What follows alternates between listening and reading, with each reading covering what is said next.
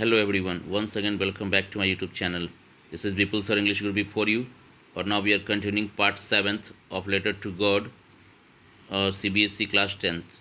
तो लास्ट में हमने देखा क्या कि पोस्ट मास्टर ने मोर देन हाफ अमाउंट एक इन्वेलप के अंदर डाला और उस पर सिग्नेचर किया एज अ गॉड और उसको क्या किया लेंचो के एड्रेस पे पोस्ट कर दिया. अब देखिए the following Sunday Lencho came a bit earlier than usual to ask if there was a letter for him.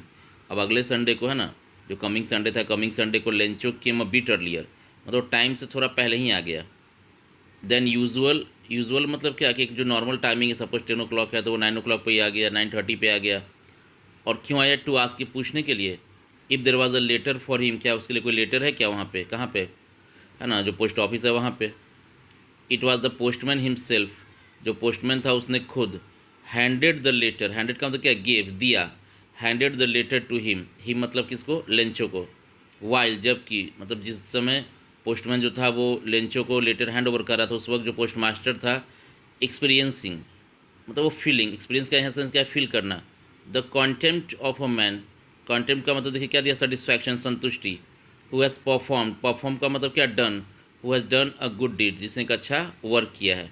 Looked on from his office, मतलब वो ऑफिस से बैठ कर वो देख रहा था और पोस्ट मास्टर काफ़ी खुश था, काफ़ी सेटिस्फाइड था कि चलो हमारे थोड़ी सी ट्राई से किसी का भगवान के ऊपर फेथ बना हुआ रह गया. Lencho showed not the slightest surprise on seeing the money, जब लेंचो को मिला उसने फट से उसको खोला इनवेलप को, जब अमाउंट को देखा तो जैसा हम लोग सोच रहे हैं या कोई भी सोच रहा होगा कि पैसा देखो खुश जाए, करे भगवान को पैसा भेज दिया, ये कैसे हो गया, बट नहीं.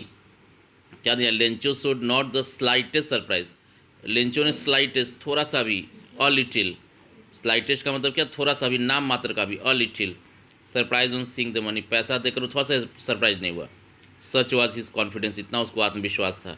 मतलब नॉट द स्लाइटेस्ट सरप्राइज क्या दिखा रहा है कि Lencho has immense faith in God, उसको भगवान में बहुत ज़्यादा भरोसा था. बट ही बिकेम एंग्री, अचानक से गुस्सा हो गया. ये क्या हो गया भाई? When he counted the money, जब पैसा काउंट किया, और आप लोग पीछे पढ़ चुके थे, उसने डिमांड कितना किया था लेंचो ने, यस 100 pesos, और उसको मिला कितना, more than half. God could not have made a mistake, अब वो पैसा गिनते ही गुस्सा हो गया और क्या बोला कि God could not have made a mistake, भगवान गलती नहीं कर सकते.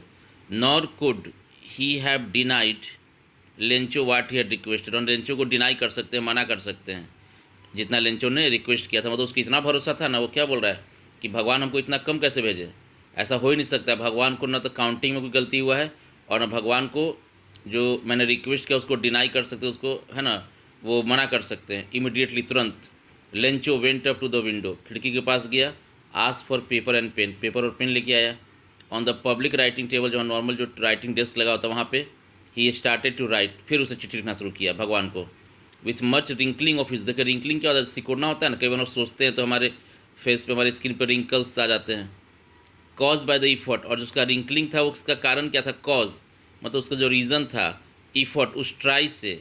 ही had to make to express his ideas, जो अपने आइडियाज़ को एक्सप्रेस करने के लिए वो जैसे जैसे चेहरे पे अपना गुस्सा, जो नाराज़गी ला रहा था, उसकी वजह से उसके चेहरे पे वो एक्सप्रेशंस आ रहे थे. ऐसे भी कहा गया है कि face is the mirror of heart. When he finish, जब उसने ख़त्म किया, क्या ख़त्म किया, चिट्ठी को लिखना. He went to the window, window के पास गया. टू बाई ए स्टैम्प, एक स्टैम्प टिकट खरीदा. विच लिक्ड, उसको उसने चाटा. एंड देन अफिक्स्ड, और उसको अफिक्स कर दिया, उसको लगा दिया, मतलब साट दिया, चिपका दिया, पेस्ट कर दिया इनवेलप के ऊपर. With a blow of his fist, मुक्का मार कर, फिस्ट होता है ना मुक्का, ब्लो मतलब झटके से. The moment the letter fell in the mail box, अब ये सब जो भी हो रहा था घटना, ये पोस्टमैन तो देख रहा था, पोस्ट मास्टर भी देख रहा था, क्योंकि वो लोग सोचा कि वो खुश होगा, लेकिन यहाँ पे क्या हो गया, वो गुस्सा हो गया अचानक से. तो जैसे ही उसने क्या किया, उस लेटर को, जो नया चिट्ठी लिखा उसने भगवान के लिए, जैसे उसको मेल बॉक्स में डाला, जैसे ही उसको किस में डाला, मेल बॉक्स में, यानी कि जैसे ही उसने उसको किस में डाला, जो लेटर बॉक्स उसके अंदर, the post master went to open it, जाकर उसको खोला. इट मतलब किसको, मेल बॉक्स को. इट सेड, अब देखिए ओपन इट, इट यहाँ पे मेल बॉक्स है, और दूसरा क्या है, इट सेड, इट यहाँ पे क्या है, लेटर है. सेकंड वाला इट जो है लेटर है. लेटर में क्या था, God of the money I asked for, लिखा था चिट्ठी में कि भगवान जो पैसा मैंने आपसे मांगा है, only 70 pesos reach me, 70 pesos पहुँचा मेरे पास. पीछे हमने पढ़ा था कि मोर देन हाफ, हाफ से कुछ ज़्यादा, तो 100 मांगा था टोटल, तो आधा 50 हुआ, और उससे थोड़ा सा ज़्यादा मतलब 70 के आसपास, 60 के आसपास हम लोगों ने अनुमान लगाया था. तो 70 pesos रीच मी, मेरे पास मात्र 70 pesos पहुँचा है. सेंड मी द रेस्ट, बाकी भेज दीजिए. Since I need very much, हमको इसका बहुत नीड है। आई मतलब मैं कौन, लेंचो, और इट मतलब amount. But don't send it, लेकिन साथ साथ एक बार भगवान को वो इंस्ट्रक्शन दे रहा है। क्या दे रहा है कि don't send it to me, ये पैसा मेरे पास मत भेजना through the mail, post office के थ्रू। बिकॉज, क्योंकि the post office employees are a bunch of crooks, क्योंकि पोस्ट ऑफिस के एम्प्लॉय क्या, बंच ऑफ क्रुक को अंडरलाइन कर लेना है। बंच ऑफ क्रुक्स का मतलब है ग्रुप ऑफ डिसऑनेस्ट पीपल, यानी कि बेईमान लोगों का समूह। मतलब बोला कि इसको इतना भरोसा था, इसको लगा ही नहीं कि भगवान मुझे कम भेज सकते हैं। तो लास्टली उसने भगवान को लिख दिया कि भगवान मेरे पास मात्र 70 पैसों पहुंचा है, और मुझे ऐसा लगता है कि ये पोस्ट ऑफिस के लोगों ने पैसा मेरा निकाल लिया है। तो इस बार जब पैसे आप भेजेंगे तो आप अपने तरीक़ा से भेजना, पोस्ट ऑफिस के थ्रू मत भेजना। क्यों?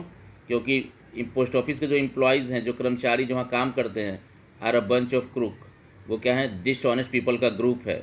बंच ऑफ क्रूक्स का मतलब group of dishonest people, Lencho, और लास्ट में उसने क्या लिखा, लेंचो। इस तरह से स्टोरी फिनिश हुई। तो हमने देखा कि लेंचो को कितना ज़्यादा गॉड के अंदर फेथ था, है ना, और इस फेथ को देखकर देखिए उसकी मदद करने वाले लोग भी आ गए। तो कहीं ना कहीं से ये स्टोरी जो इस बात को सही कर रही है, एक कन्वे करी मैसेज कि अगर आप खुद से अपने मेहनत के लिए, अपने विश्वास के साथ भगवान के पास जाते हैं, तो भगवान आपके लिए कोई ना कोई ऑप्शंस निकाल देता है। Thank you very much. I hope आपको ये चैप्टर पूरा कंप्लीट समझ में आ गया होगा। अगर आपको कोई प्रॉब्लम हो तो you can tell me in the comment box. Thank you, bye bye.